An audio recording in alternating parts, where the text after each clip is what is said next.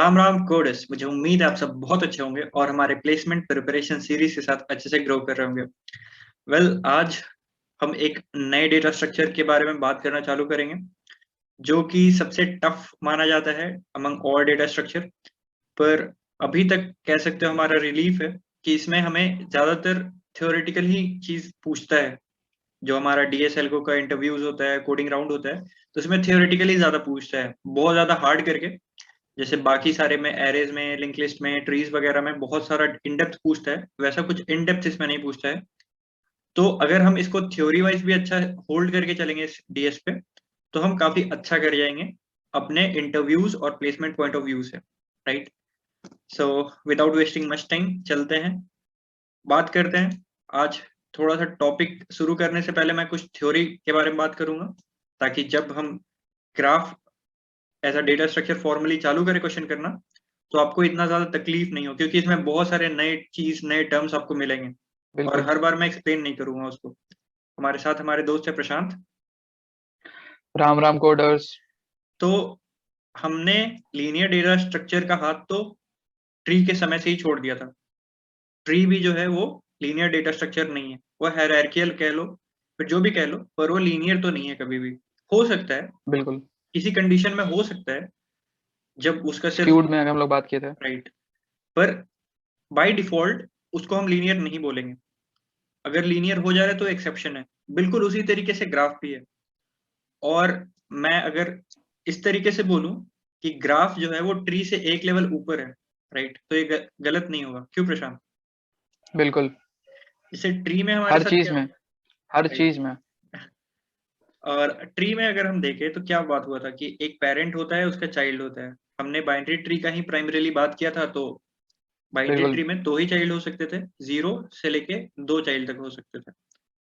अब यहाँ पर ये ग्राफ है ना, इसमें एक नोड तो होगा, और मतलब और भी नोड्स हो सकते हैं। पर ये ऐसा कोई फिक्स्ड नहीं है कि ये इसका कनेक्शन इससे ही रहेगा, इसका कनेक्शन इससे नहीं रहेगा, मतलब कुछ भी हो सकता है। इसका कनेक्शन वापस इससे हो सकता है, इसका कनेक्शन खुद वापस इससे भी हो सकता है, सेल्फ लूप। राइट। तो बिल्कुल। ये एजेस जो है ना, वो कहीं से भी कहीं को जा सकते हैं। जैसे इसमें था कि वो पेरेंट से चाइल्ड पे ही जाएगा, ऐसा बात नहीं है। इसमें पेरेंट चाइल्ड इसमें कोई बात ही नहीं है, सब सेम लेवल पे है। सब सेम लेवल पे है। सेम लेवल पे यानी लेटरल नहीं, लीनियर नहीं, मतलब काइंड ऑफ इंटरकनेक्टेड ग्राफ जैसा आप सोचते हैं। ग्राफ इन जनरल हमारा कैसे होता था, हमने इस तरीके का ग्राफ पढ़ा होगा स्कूल में। ये ग्राफ है, ये कर्व्स ग्राफ है। तो ये थोड़ा सा अलग ग्राफ है। इसमें क्या है ना कि आपके पास कुछ वर्टेक्सेस वर्टेक्स हैं, और ये आपस में कैसे भी कनेक्ट हो सकते हैं। ये इससे कनेक्ट हो सकता है, इससे कनेक्ट हो सकता है, इससे कनेक्ट हो सकता है, सबसे कनेक्ट हो बिल्कुल। सकता है। और वो आपस में, ये सब भी आपस में हर किसी से कनेक्ट हो सकते हैं। मतलब आप समझ रहे हो ये कैसा मकड़ी का जाला बन रहा है, राइट। बिल्कुल। तो ये कुछ भी हो सकता है, कुछ भी कनेक्शन हो सकता है, किसी का भी किसी से कनेक्शन हो सकता है, राइट। तो इसको बोलते हैं ग्राफ डेटा स्ट्रक्चर।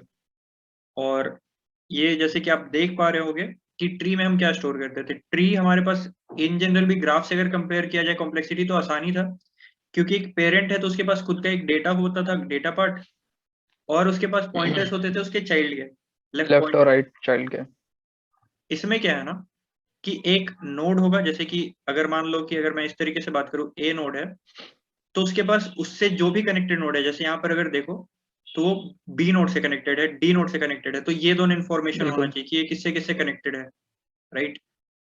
फिर बी नोड किससे किससे कनेक्टेड है, वो ए से कनेक्टेड है, बी डी से कनेक्टेड है, और सी से कनेक्टेड है। तो इस तरीके से हमें इंफॉर्मेशन मेंटेन करना है।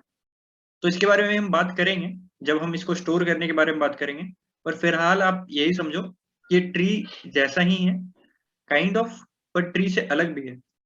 Graph can be seen as a cyclic tree where the vertices बिल्कुल। maintain any complex relationship among themselves instead of having just parent child relationship। बस यही एक छोटा सा ओवरव्यू समझ लो।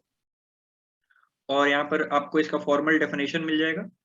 इन जनरल हम लोग इसको ऑर्डर्ड सेट इस तरीके से रिप्रेजेंट करते हैं, V, E, where V represents V vertex, is the vertices and E are the edges. E, और मतलब अलग अलग तरह से इसको रिप्रेजेंट करते हैं। उसके बारे में बाद में बात करेंगे। अभी जैसा हम बात कर रहे हैं वैसे ही बात करते चलते हैं। और ग्राफ भी देखो, अब अलग अलग तरह के ग्राफ होते हैं। जैसे ट्री में था बाइनरी सर्च ट्री, और एक नॉर्मल ट्री होता है, एनरी ट्री, मतलब अलग अलग होता है ना। उसी तरीके से ग्राफ के बिल्कुल भी अलग बिल्कुल अलग ग्राफ होते हैं। उसमें से सबसे फॉर्मली अगर हम क्लासिफाई करें ग्राफ को, तो हम बोलेंगे कि ग्राफ दो तरीके के होते हैं, directed graph and undirected graph. अब डायरेक्टेड ग्राफ और अनडायरेक्टेड ग्राफ क्या होता है? वैसे एक आपको शॉर्ट ट्रिक बता दूं कि अनडायरेक्टेड ग्राफ कुछ होता नहीं है। अनडायरेक्टेड ग्राफ का मतलब क्या हो कि वो किसी को पॉइंट ही नहीं, बाई डायरेक्शनल। राइट। हाँ, बाई डायरेक्शनल होता है। जैसे कि अनडायरेक्टेड का मतलब आप ये मत समझ लेना कि एक नोड है बी, एक नोड है सी, डी, बिल्कुल बिल्कुल ई। तो ये जो है एक्चुअल में ये भी ग्राफ है, डिसकनेक्टेड ग्राफ है ये। पर ऐसा बात नहीं है कि आप इसको अनडायरेक्टेड ग्राफ बोलोगे, ये तो कुछ है ही नहीं, डायरेक्शन ही नहीं है, ये kind of direction less right graph है। Right right. बाई डायरेक्शनल का मतलब क्या होता है, या फिर अनडायरेक्टेड का मतलब क्या होता है कि इसमें जो नोड है ए बी, तो आप इस, अगर हम लोग ए से बी जा सकते हैं तो हम लोग बी से ए भी जा सकते हैं। राइट, आप ए से That's भी it. बी जा सकते हो, बी से भी ए जा सकते हो। और डायरेक्टेड ग्राफ में क्या है ना कि उसमें स्पेसिफाई कर देगा It's कि आप यूनिडायरेक्शनल। अगर ए से हो तो ए से आप बी पे जा सकते हो, पर बी से आप वापस ए पे नहीं आ बिल्कुल सकते बिल्कुल हो, राइट। बिल्कुल। तो इन जनरल ये जो क्लासिफिकेशन हमने किया डायरेक्टेड ग्राफ और अनडायरेक्टेड ग्राफ, आपको ये याद रखना है, ध्यान में रखना है, क्योंकि हम जितने सारे एल्गोरिदम देखेंगे तो वो कुछ डायरेक्टेड के लिए होंगे, कुछ अनडायरेक्टेड के लिए होंगे। उधर हर बार मैं आपको नहीं बताऊंगा कि क्या डिफरेंस है डायरेक्टेड में अनडायरेक्टेड में, राइट प्रशांत? बिल्कुल तो ये था डायरेक्टेड और अनडायरेक्टेड के ऊपर में छोटा छोटा सा ओवरव्यू। मुझे उम्मीद है आपको समझ में आ रहा होगा अभी तक चीज। और ग्राफ के, फिर छोटे छोटे टर्मिनोलॉजीज हैं ग्राफ के, राइट जो मतलब पता हो तो बहुत अच्छी बात है। राइट। तो छोटे छोटे टर्मिनोलॉजी जो है उसके बारे में एक बार जरा बात कर लेते हैं। ये पाथ, पाथ क्या होता है? तो एनी सीक्वेंस ऑफ नोड जिसको आप kind of some starting point and some ending point, terminal point है, उसको अपन पाथ बोल देंगे। जैसे कि मैं इसी पे बिल्कुल। ग्राफ पे अगर बात करूं तो ए से बी, बी से डी, डी से अगेन ए, ये एक पाथ है, इज अ राइट। पाथ। बिल्कुल ए से बी, बी से सी, सी से ई, एक पाथ है, यस इट्स पाथ, राइट। बिल्कुल। और क्लोज्ड पाथ क्या होता है, राइट। तो क्लोज्ड पाथ हो गया कि स्टार्टिंग और एंडिंग, और एंडिंग सेम होना चाहिए। राइट। स्टार्टिंग और एंडिंग जो है like A B and D are closed path. A B D is a closed path. A, B, D, and then again back to A, right? And also A B C E and D is also a closed path. Right. आप देख सकते हो कि A, B, D, A, it's a closed path, right? बिल्कुल और A, B, C, E, D, A, it's again a closed path, right? तो ये simple simple terms है, मतलब इन जनरल उतना यूज नहीं होता है, पर ठीक है, एक बार फॉर अ डेफिनेशन एक बट बार आ स्टिल जाए, पता होना चाहिए। राइट। इंटरव्यू में शायद पूछ सकते हैं। तो प्रशांत, सिंपल बात क्या होता है, इसके बारे में एक बार बात कर लें। बिल्कुल। तो सिर्फ सिंपल पाथ एक क्लोज्ड पाथ ही है जिसमें स्टार्टिंग और एंडिंग को छोड़कर बाकी कोई भी नोड सेम नहीं होना चाहिए। राइट। तो क्लोज्ड पाथ भी काइंड ऑफ वही था, पर इसमें क्या है ना कि आप एक बिल्कुल नोड को बिल्कुल बार बार ले सकते हो, A B C, A B D, A B D, A, again ये क्लोज्ड पाथ है। राइट। पर अगर आप इसको सिंपल पाथ बोलो तो एक नोड जो है वो यूनिकली आना चाहिए, हर नोड यूनिकली आना चाहिए, बिल्कुल रिपीट बिल्कुल। होना चाहिए। और इसी तरीके से अगर हम लोग देखें साइकिल क्या होता है, तो again no repeated edge There should be no repeated edges or vertices. Except the first and last vertices. तो साइकिल इन जनरल हमें समझ में भी आता है कि अगर यहाँ से मान लो कोई एक एज है टू पे, टू से कोई एज है थ्री पे, थ्री से कोई एज है वन पे, बिल्कुल राइट। तो इधर आप देखो तो एक साइकिल है क्या प्रशांत? आप वन से चालू बिल्कुल करके अगेन आप वापस वन पे पहुंच जाओगे क्या? आपके पास तरीका है इसके पहुंचने का? और यही अगर राइट। मैं चेंज करूँ, थोड़ा सा चेंज कर दूं, वन टू थ्री, राइट, इस तरीके से अब इस एज को मैं पलट दूं, तो अगर मैं तो ये वन एक से साइकिल चालू नहीं करूं है। तो आप टू पे जा सकते हो, वन से चालू करके आप थ्री पे जा सकते हो, टू से आप थ्री पे भी बिल्कुल आ सकते हो, लेकिन वन से वापस वन पे नहीं पहुंच पाएंगे हम लोग। आप टू से भी वापस टू पे नहीं पहुंच सकते, थ्री से भी वापस थ्री पे नहीं बिल्कुल पहुंच सकते। तो ये साइकिल नहीं, साइक्लिक ग्राफ नहीं। पर हाँ ये इसमें साइक्लिक है। देन अगेन अगर ये अनडायरेक्टेड होता ना तो इसमें ये सब बात करने का मतलब ही नहीं होता, राइट? बिल्कुल क्योंकि अनडायरेक्टेड में तो कुछ डायरेक्शन है ही नहीं, आप कहीं से कहीं भी जा सकते हो ना। राइट। तो उसमें अगर शुरुआत वाले नोड से, जिस नोड से अपन चालू कर रहे हैं, अगर उससे वो कनेक्टेड है वापस, तो पहुंच ही जाएंगे हम। तो उसमें साइकिल का मतलब कुछ ऐसा होता नहीं है। अगर उस नोड से वापस कोई कनेक्शन है उसी ग्राफ में से, तो साइकिल मिल जाएगा हमको, राइट प्रशांत? बिल्कुल और एल्स मतलब, और इसी तरीके से कनेक्टेड ग्राफ हो सकते हैं। एक ग्राफ जिसका हर कंपोनेंट आपस में कनेक्टेड हो, उसको बोल देंगे कनेक्टेड ग्राफ, राइट? वैसे ये सब सेम है, मतलब प्रॉपर्टीज हैं इसके जो आपके आराम से रीड कर सकते हो, समझ में भी आएगा। जो यस, आगे क्वेश्चंस जो आएंगे उसको डील करने के लिए काफी मतलब एक पाथवे बना देगा। राइट। तो इन जनरल ये सारे भी चीज वैसे ही हैं। अब जैसे कि ग्राफ ऐसे भी हो सकते हैं, ये ग्राफ 2 3 4, राइट? तो ये भी एक ग्राफ ही है काइंड ऑफ। अगर आप इसको ऐसे दूर से देखो तो शायद आप बोलो कि बिल्कुल यार ये तो एक नोड है सिंपल सा, ये एक लिस्ट है अलग सा। पर ये दोनों भी आपस में एक ग्राफ ही हो सकते हैं। इस ग्राफ का खासियत क्या है कि ये ग्राफ आपस में कनेक्टेड ग्राफ नहीं है, राइट? ये राइट। ग्राफ ही सेम ग्राफ को रिप्रेजेंट कर रहे हैं, पर उस ग्राफ के जो कंपोनेंट्स हैं वो आपस में कनेक्टेड नहीं है, राइट? सो इज इट बिल्कुल क्लियर प्रशांत? अब इसी तरीके से राइट शुभ। दो इंपॉर्टेंट टर्म्स आए हैं यहाँ पर, अगर हम देखें तो एक वेटेड ग्राफ, एडजेसेंट नोड और डिग्री ऑफ नोड। इन तीनों टर्म्स को मैं एक्सप्लेन करूंगा। बाकी मैं ये आपके लिए आर्टिकल छोड़ दूंगा, आप इसे पढ़ो। इतना इन डेप्थ में तो सही बताऊं तो जरूरत है भी नहीं। आपसे शायद कॉलेज वाले एग्जाम वगैरह बिल्कुल पूछ सकते हैं, पर इन जनरल इतना इन डेप्थ में हम नहीं जाएंगे। जितना हमने बात कर लिया that's more than enough, right?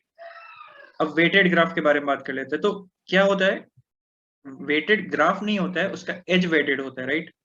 बिल्कुल जैसे कि अब अगर आप इसको एज अ मतलब नॉर्मल ग्राफ नहीं, एज अ गूगल मैप देखो, या फिर एज अ ओला और उबर वाला मैप देखो। आपका ये लोकेशन 1 है, ये लोकेशन 2 है, ये लोकेशन 3 है।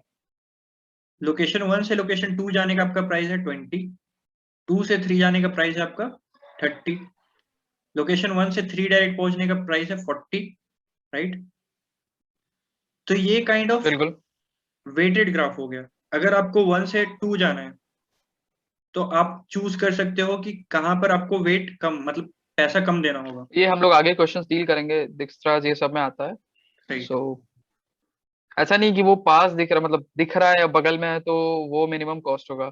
लेट्स से शुभ, अगर 2 से 3 वाला अगर कॉस्ट अगर हम लोग 10 ले लें, राइट? राइट, सो अगर मेरे को 1 से सोर्स है और 3 अपना डेस्टिनेशन है, तो ऑब्वियसली हम लोग 1 से 2 जाएंगे फिर 2 से 3 आएंगे, क्योंकि वो अपना मिनिमम पाथ होगा इस केस में। Right.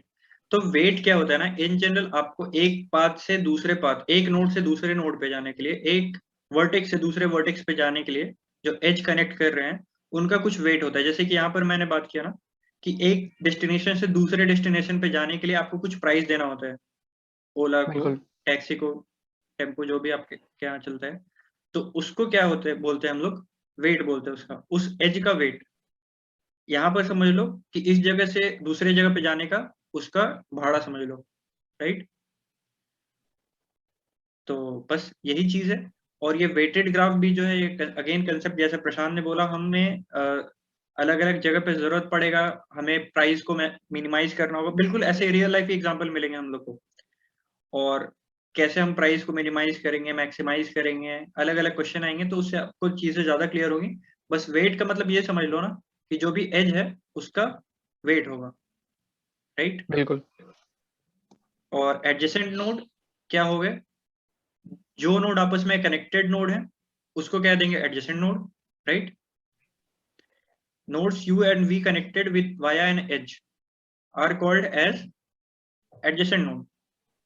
As a name suggest, हम लोग यस। एडजेसेंट बहुत जगह यूज किए हैं, सो दैट्स इट, तो वही है। कोई भी नोड आपस में जो कनेक्टेड होगा ना उसको एडजेसेंट नोड अपन बोलेंगे। कोई भी बिल्कुल नोड आपस में कनेक्टेड होगा, ऐसा नहीं समझ लेना कि उसके बगल में हुई होना चाहिए, दिखना चाहिए। उससे बस आपस में कनेक्टेड होगा ना, उसको एडजेसेंट बोल देंगे, राइट?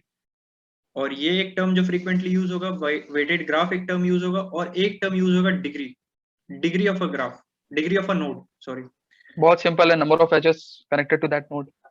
राइट। अब जैसे कि एक काइंड ऑफ नोड है अपना, एक वर्टेक्स है जो भी कह लो, तो उससे कितने एज कनेक्टेड है उसको कह लेंगे बिल्कुल। Degree of that node, right. और जैसे कि अगर अपन इसको डायरेक्टेड ग्राफ की तरह देखें तो क्या होगा, कुछ नोड इसको पॉइंट कर रहे होंगे और कुछ नोड इससे पॉइंट कर रहे होंगे, राइट। इसका मतलब क्या होगा कि कोई अलग वर्टेक्स है जिससे इस नोड की तरफ डायरेक्टेड एक एज है, राइट।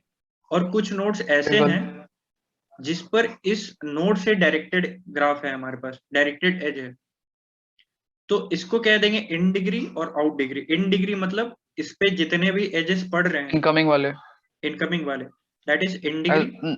नाम से ही क्लियर हो रहा है, आउट डिग्री मतलब बाहर जाने वाले, इन डिग्री मतलब आउट गोइंग अंदर आने एजेस, वाले।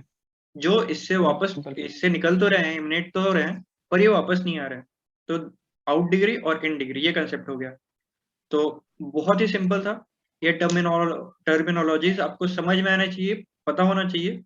और इन जनरल भी जब हम क्वेश्चन करेंगे ना, मतलब ऐसे बैठ के याद मत करने लग जाना, जब हम क्वेश्चन करने बैठेंगे ना, तो ये सारे टर्म जब हम बार बार रिपीटेडली यूज करेंगे तो आपको क्लियर हो जाएगा। That's kind of guarantee, assurance, right बिल्कुल। प्रशांत। और बिल्कुल फ्लो की तरह लगेगा ये टॉपिक भी। और दैट्स इट फॉर टुडे। आज बस इतना टॉपिक ही डिस्कस किया है। अगले बार में हम ग्राफ का रिप्रेजेंटेशन देखेंगे, ग्राफ को हम रिप्रेजेंट कैसे करेंगे, right. That is the adjacency matrix और रिप्रेजेंटेशन। एडजेसेंसी लिस्ट, तो उसके बारे में आप खुद से भी पढ़ सकते हो, वरना हम अगले वीडियो में इसको कवर करेंगे। So that's it for today, thank you.